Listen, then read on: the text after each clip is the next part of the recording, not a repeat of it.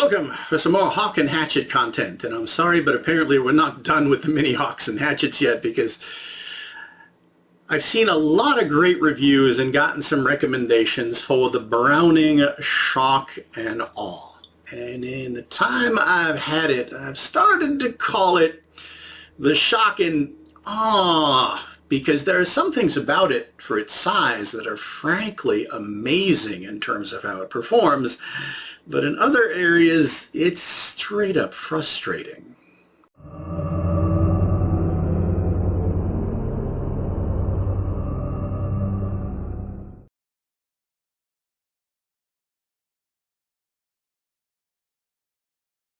Alright, buckle up, because there's going to be a lot of Jenny Wren comparisons, starting with the sheath that it came with. It's a Kydex sheath. One of the things I mentioned about the Jenny Wren is for the size of the head, yeah, its profile is huge. Now, this is a CRKT version. The RMJ version is a lot trimmer, but I have to admit with the Browning, they at least made the sheath pretty much fit the size and profile of the head. It's not too much bigger than it needs to be. Now, this one actually did come with a tech lock, and I talked about my love-hate relationships with tech locks. They're quite versatile. Oddly, instead of being mounted to one of the available holes, it's bolted onto the side of the sheath that makes the screws very inaccessible for taking it on and off. But one of the things about the tech locks, if I'm wearing this on my belt, it's a very rigid carry, so it doesn't move with me. Now, I have tried wearing it upside down, handle up, but because of its weight, that is kind of awkward.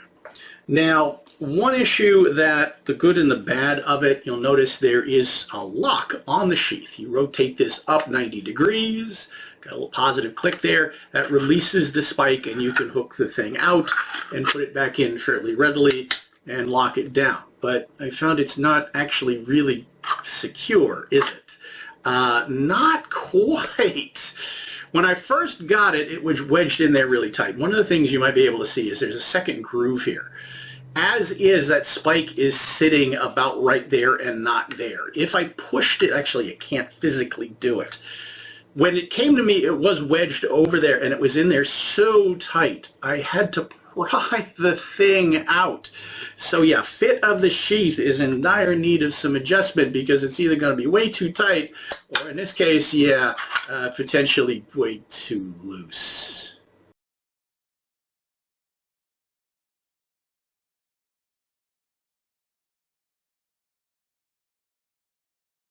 All right, let's go ahead and get straight into the stats and the design, starting with how much did I pay for the thing?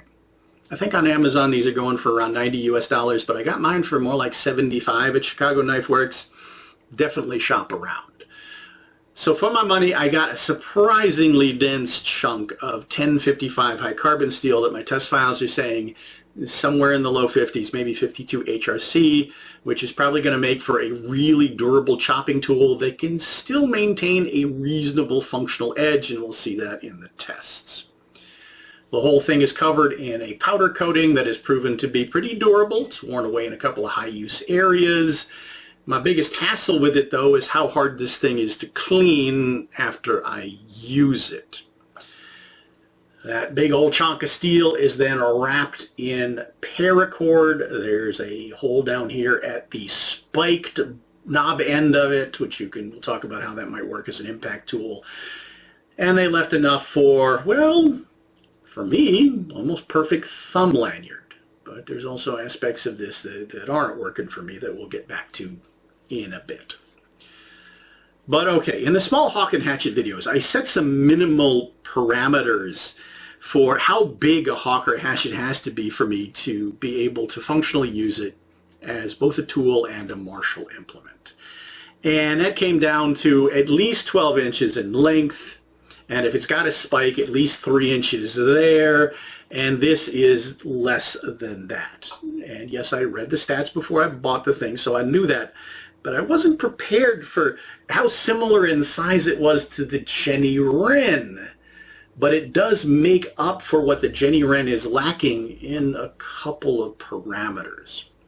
So let's go ahead and break it down. Your overall length 10.5 inches. Yeah, I'm looking down at my notes to give you the metric as well as the imperial, 26.5 centimeters. So it's an inch longer than the Jenny Wren. The bit length and head length, though, are very similar. So you're talking about 2.5 inches, 6.5 centimeters of bit length, the overall head length. Well, okay, so the Browning is a bit longer. The Jenny Wren is 5 3/4 inches. This is 6 1/4 inches, about 16 centimeters. With a spike length, okay, a little bit longer than the Jenny Wren. So instead of 2 inches, you're getting 2 3/8 inches, about 6 centimeters. But the biggest difference between the two is the Jenny Wren is one of those slabs of steel, and it's 6 millimeters thick in terms of the stock, giving it a weight of 18 ounces, 510 grams, which I feel like is just too light to make an effective chopping tool, especially combined with its shortness. Well, this isn't a whole lot longer, but this has got a head that tapers almost into a more conventional shape, widens out quite a bit. So here at the thickest point at the handle, that is an impressive 11.5 millimeters thick, giving it a weight that is surprisingly 24.5 ounces, 695 grams. So it's got significant mass going behind it. Combined with that head geometry, okay, let's go ahead and get to the test footage and see how it performs, where it excels, and, well, where it kind of falls short for me.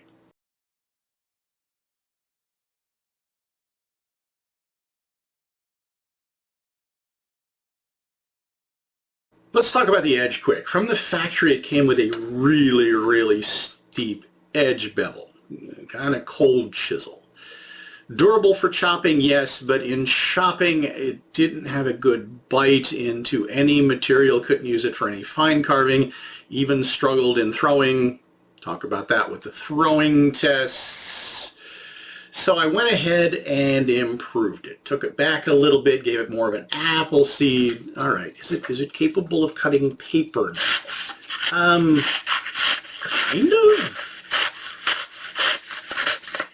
Nowhere near as good as a knife, but hey, what about some cardboard? Okay, I did get a little binding from the powder coat, but for what it is, it's actually not too bad now. Let's see how it performs in actual tests.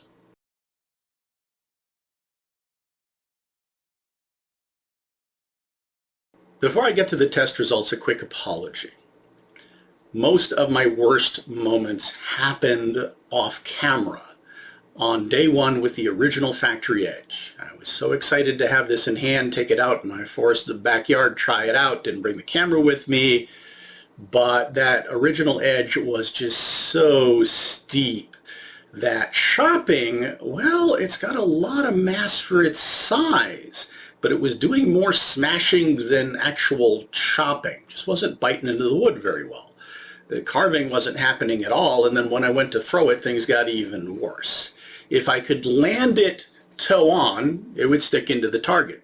But then the rest of the time it was bouncing out, and it took a couple of sticks to figure out what was going on. If it landed more square on with the bit, when I went to pull it out, I discovered it was barely into the wood at all. Just hanging on, its own weight could easily pull it out. Could I stick it by throwing it spike forward? Certainly, but a couple of problems. One is that forward kick of the grip.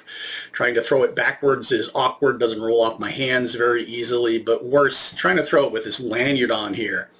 I was getting some snag and drag. Sometimes it would even roll laterally, which is not a good thing. That also really threw off my accuracy in the release. So I think if you're going to throw the thing, you have to remove this bit. But the problem is, this is just one piece of paracord. It's not separately removable. So I think I'm going to have to go ahead and just rewrap the whole thing. But it didn't take me long to realize if I was really going to see what this was capable of, I had to put a new edge on it. All right, so with the new edge, taking it back out and throwing it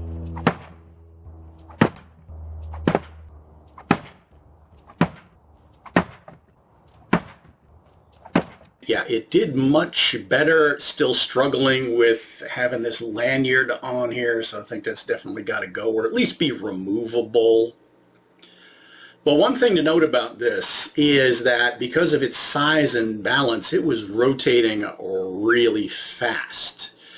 In some ways, maybe even a little bit faster than some of the other mini hatchets that I've tested so far. So it was getting a natural rotation in like 9 feet. It was whipping over pretty quick. So that's something to consider. But with the new edge, yeah, it was biting in pretty good. As for other Marshall tests, I went ahead and did the bamboo test.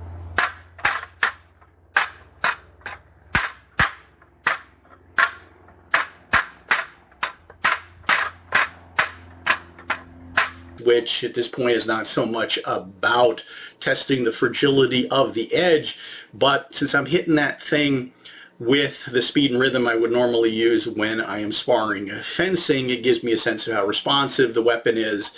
And can I chase around a fairly mobile small target? That bamboo bounces around a lot when you hit it. Having to land a pretty short bit on it. Obviously, if I short stroke, I'm going to miss, and if I overstroke, I'm going to hook, which I could use the hook. But I don't have a lot of space between the end of the heel, the beard here, and my hand. Just depends on what I'm hooking. I might not want it that close to my fingers. But yeah, this wound up being something that hit really hard, and it was very quick, very responsive in that test. So I figured I'd go ahead and take it out and try tip slashing with it.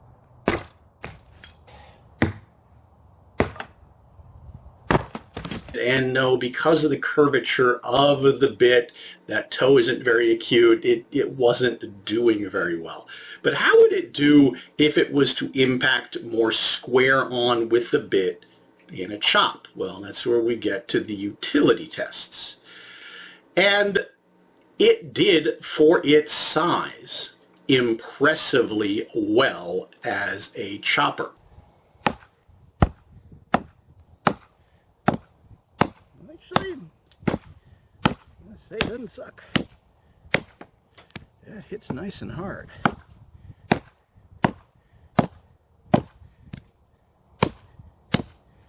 For its size,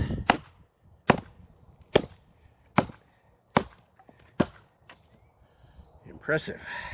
I'm going to say it's certainly the best of the mini hawks and hatchets and is competitive with some of my medium-sized hawks and hatchets. So if you're looking for a compact field tool for chopping, well, reasonably sized branches, making firewood and things like that, this is actually a pretty good tool. I did get some resistance from the textured powder coat finish, but wasn't too bad. As I mentioned, probably the worst thing is trying to clean it off after you use it for something like that, especially with sappy wood, was quite a struggle. But then taking it out and doing some carving with it.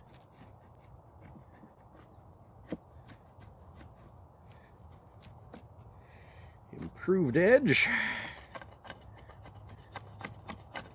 Not totally useless, but that high grip, I'm going to say, is really awkward.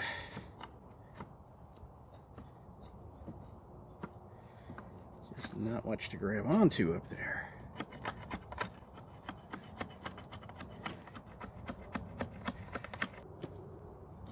Yeah, still not keen enough to make good curls out of it, I'm going to say. Yeah, I got better use out of the edge, but trying to grip it up here is really awkward. I could make it work, but now doing more fine, accurate chopping.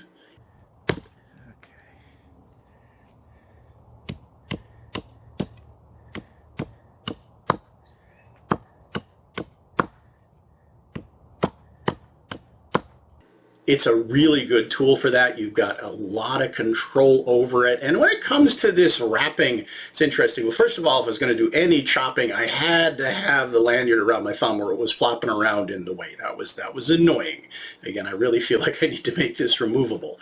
As for this kind of knotted paracord grip, it is a little fat feeling in my hand side to side, but one of the things that I found I was able to do with it is kind of press my thumb against the knots for leverage and indexing, and it was sort of working for me, even though it was kind of biting into my hand on the other side.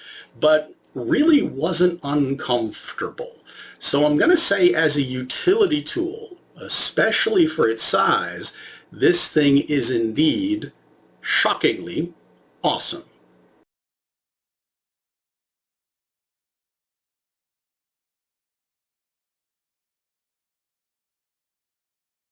Before we get to Marshall handling, in order to be thorough, I figured I really needed to see what was under the paracord wrap, and the answer is, well, I was hoping for just a solid chunk of 11.5 millimeter thick steel, but there are a couple of panels of stick-on textured, well, I'd almost call them synthetic race skin, and an odd little step-down shelf on either side here. But I'm going to say, at least with my stubby fingers, having the grip thinner actually feels really good. Now, I could certainly just wrap this in grip tape, but I'm thinking, well, what else might I be able to do with it?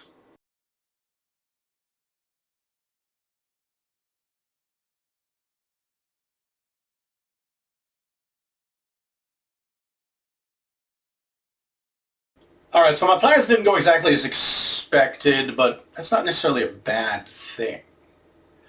Went ahead and took off that, well, synthetic whatever it was and the glue that was holding it on, and then tried wrapping it with leather in a couple of different ways, but these finger grooves just all sorts of got in my way. I didn't feel like going out and getting more grip tape or rewrapping it in paracord. And I discovered, well, a lot of sharp corners in the grinds here. I just went ahead and dehorned those a little bit. And I discovered I just really like how it feels with a bare tang. And I even took it back out in my forest in the backyard and did some throwing. Yeah, it's got a much smoother release now. Did some chopping. No uncomfortable kickback. So I think I might leave it that way. Might even eventually get around to cutting some checkering in the sides here. Don't know yet, but actually it's pretty nice as it is. Also, okay, so I took the tech lock off the sheath. I added a stud so I could just shove the whole thing into my waistband, carry it that way, so I just have to reach back and pop that thing over and pull it out. It works pretty well that way. Also reduced the profile of it a little bit, took off some extra plastic there in the Kydex. But all right, let's get to Marshall handling. I am feeling more shock than awe right now. Again, the more I use it. Now throwing it, okay, even with the keener bit, I'm still having a little frustration. If I catch the bit just perfectly flat on the target, it's pulling itself back out and going in the dirt, and that's no fun. But otherwise, martially speaking, all right, so main drawback to this thing is actually one of its strengths. That's going to be the length of it. Having it compact certainly makes it easier to carry in different ways. But using it as a Marshall implement for different kinds of hooking actions, well, what winds up in here makes my fingers nervous. If it happens to be something with sharp edges or bone smashing capability, I'm not going to feel very confident with that. So I'm going to need to be a little bit careful about what I can hook. But it does have a nice hook. But first, okay, let's talk about the mass and the balance. This is a surprisingly confident chunk of steel, especially compared to those thin slab of steels that we've been looking at in the size class. So when it comes to moving it around, it's got enough mass that I feel quite confident, and certainly proved itself as a choppy utility tool, especially again for its size. So yeah, I would feel really confident striking with the bit or the flat. I can sort of flip it around reasonably well. Let's not kick too far forward and lead with the spike if I wanted to. We'll talk about back striking here in a second. I feel like I have a nice head surface up here that I could strike with the top of it or push or control with that as well. I feel like I've got enough mass that I could effectively hook or displace an incoming weapon, but again, I'm going to want to be careful because I don't have a lot of reach here. But it's not heavy enough by any stretch of the imagination to be sluggish. Yeah, this thing is really quick. But it does certainly, again, have other drawbacks. Now, when it comes to the business end, I feel like not only could I strike with the top or the flat, but yeah, I could slash, well, sort of with the toe, or punch, thrust, sort of with the toe. It has a good hook on the heel of the beard. I could, again, lead with the spike, or I could use the spike for back striking. And this is also, I've talked about this in other videos, where I've got double-ended head as compared to one that's just going in one direction with one of these hooky tools. I feel like that there's a bit of a vulnerability if I don't have a good back strike, that when I am hooking, displacing, controlling an opponent's weapon, that this might be busy for at least part of a second, which means I could miss an opportunity or become vulnerable to another weapon that my opponent might deploy, or something I didn't expect. So I would tend to want to pair something like this with something else to close that opening or take advantage of those opportunities during a hook. But if I've got that spike on the back, I can do a quick reverse. So if I hook with the bit of it, I can come back very quickly at certain angles with the spike. Or if I hook with the spike, I can come back with the bit, or the flat, or any combination of the above. So at close quarters, this makes for a very quick, unpredictable weapon that can take advantage of a lot of opportunities. Again, the more I work with these, the more I really like the mechanics and the possibilities of what I can do with them. Now also, it does have a pointy bit on the end here, so I could use it that way. Should it wind up in a high grip, maybe during a deployment or something like that, or a hand switch, well, you know, I feel like I could punch with the toe. It's not the keenest toe. I could do some slashing with it, or I could kind of ridge hand strike with the top of the head. Or considering that's still a pretty good spike, I could hit with it that way as well. If I wind up in hand switching in a high reverse grip, well, here's my weird karambit modality where I feel like I could slash or punch with the thing, or make a very effective strike with the top of it. So yeah, it's got some nice tools. And yeah, it's such a solid piece of steel, I feel like I could even do some damage with that if I wanted to. It certainly would make an effective glass breaker. And yeah, well, with the paracord off, makes it even slimmer than it was before. So low profile compact carry is another thing I feel this really excels at. So for its size, I'm going to say I am shockingly impressed. Yeah, really glad I got my hands on one of these. And really glad I took the paracord off too. That's actually improved it, at least for me. You might want another kind of grip wrap or something like that. But let's go ahead and get our conversation going. We will be looking at some bigger tools next. But until then, thank you all so much as always for watching, liking, subscribing, adding to our conversation, following my journey, putting up with my madness, seeking me out on social media, and I hope to see you back for more Hawk and Hatchet content. Also, let me know what you want to see more of.